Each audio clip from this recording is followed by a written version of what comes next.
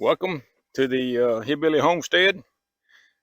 Today we are going to shoot a crossbow a little bit, and we're going to kind of talk about the Hillbilly introduction guide to beginning crossbow shooting. Uh, let's uh, let's just look at this thing, and we'll go over it a little bit. Okay, we have a Centerpoint Whisper 380 crossbow. Uh, we're going this is going to be kind of a hillbilly version of a beginning crossbow shooting video. This is the first and actually only crossbow I have ever owned and shot, if you can imagine. I've killed a little 50 pound pig with it and a deer. Got a buck with it. Uh, it went completely through the deer. It ran 20 yards, turned around, and fell over. And that was with a little fixed 3-blade Allen uh, broadhead. Nothing fancy about it. Nothing that scissor blade that comes out and all of that. Just a basic old fixed 3-blade broadhead, straight out of the package and screwed it on the boat. So anyway, let's we've got a little detachable quiver. I detach that as soon as I get up in the stand and get it out of my way.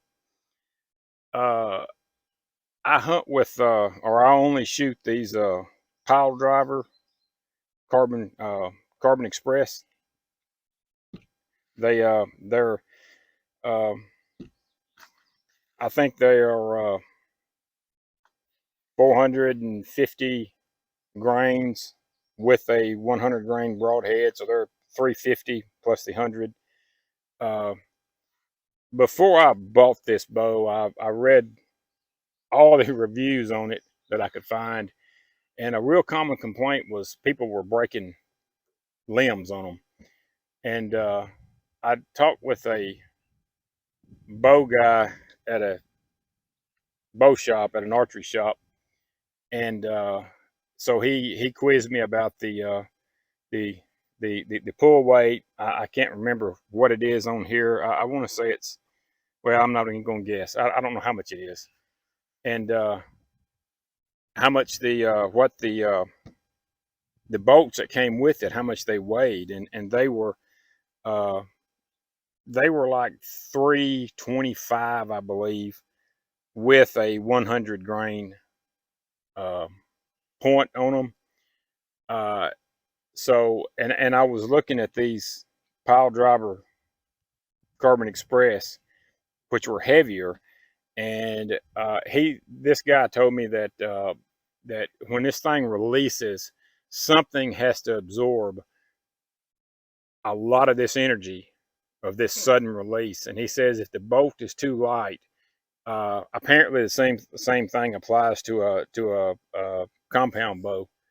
Uh, that something has to absorb it, and if the bolt is too light, then the limbs are going to take the heat. And so I only shoot the lightweight uh, bolt with it when I to use it as a decocker when I'm up in the stand and I get ready to come down. I have 2 bolts with broadheads in this quiver and one of the factory with a field point, uh, like these, that I use to decock it with. I'll take my my pile driver and the broadhead out of it. I put that one in, pick out a leaf on the ground, shoot it to let it down, and I'm done. I've never had a problem. Never had a problem. Uh, it has a little basic 4x32 scope on it. Uh, Came with it. It's got the Centerpoint logo on it. Uh, on the, it's supposed to shoot. I've I'm understanding the name being Whisper 380. It's supposed to be 380 foot per second. I've never shot it through a chronograph. The Hillbilly Homestead shooting range does not own a chronograph yet. Eventually, maybe. Uh, but this bow guy was telling me that uh, if I'm shooting these 450 grain bolts out of it, he said I'm probably getting 340, maybe 350 foot per second. Uh, I'm good with that. It's already, I've already proved that it'll at 15, 20 yards, it'll take a deer down in a heartbeat.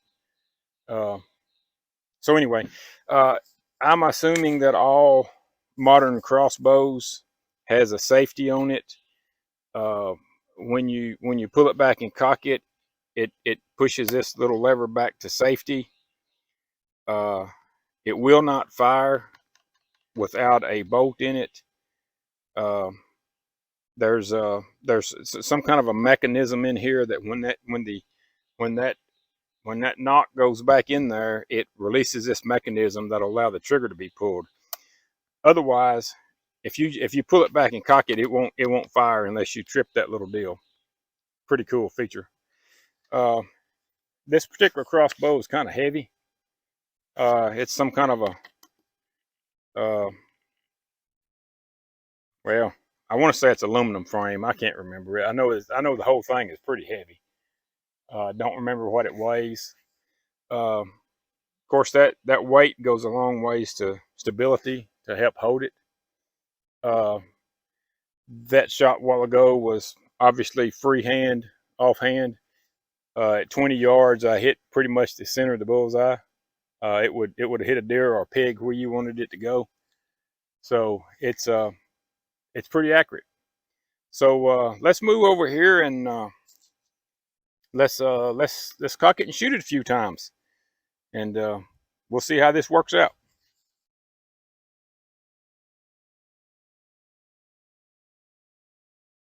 See, this is what we have on the Hillbilly Homestead. That's why we call it a Hillbilly Homestead, not just some homestead or whatever. I mean, here's my shooting range. There's 3 young armadillos out here rooting around, digging around. Pretty cool.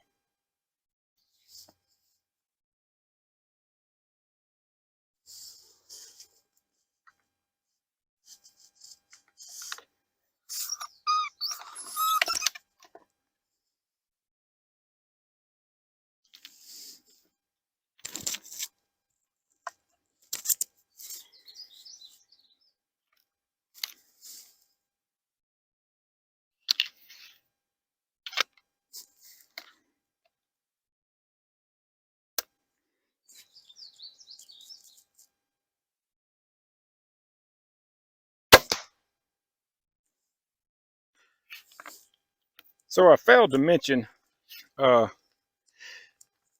this rail has a slot in it for the off-colored fletching.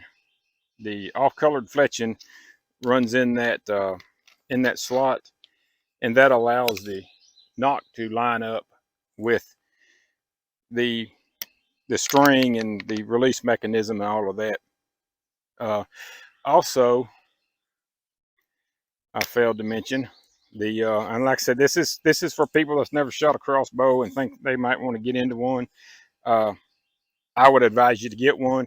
Get a budget one like this one, just an entry level. That's all this is a budget model, entry level, and it's great. I don't need a $1,000 crossbow. Uh, this is great for me. Uh, you've got these little hooks, has little rollers on them. Uh, the the string comes across this notch right here on this particular one. Comes across this notch. The the hook comes down here and hooks like that on both sides. You pull it and you pull it up and latch it. When I'm out here just getting a little target time in, I just throw it around my neck, just keep up with it, keep me from losing it, because I'll lose it, get it in the dirt, get it dirty. Uh, just, oh, there's also, they make winders for these things. That's some kind of a crank apparatus that hooks on your string, and you go crank it down. I'm not into that. I don't know if this particular model, if they make one for it. Uh, I don't mind using the pull on it. So let's shoot it some more. And you need to get your toe in that little bracket down there pretty good, because I have to have more than my toe in it to hold it. Because like I said, I can't remember what the pull on this is, but it's fairly hefty. I don't think you could do it by hand. Off-colored fletching in the notch, in the slot, in the rail. Also, you've got this grip here. There's this guard here, because you do not want to get a finger up under in front of that string. From what I understand, it possibly could cut a finger off. So this has some safety precautions built into it to kind of help ensure you keep your fingers out of the way. If you want to keep them out of the way.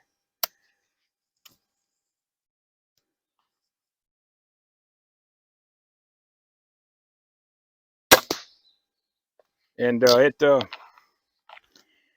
it shoots with some authority. It's not real loud. I'm sure it's louder than a $1,000 or $1,500 one. Like I said, this is a budget model, and it's not that loud.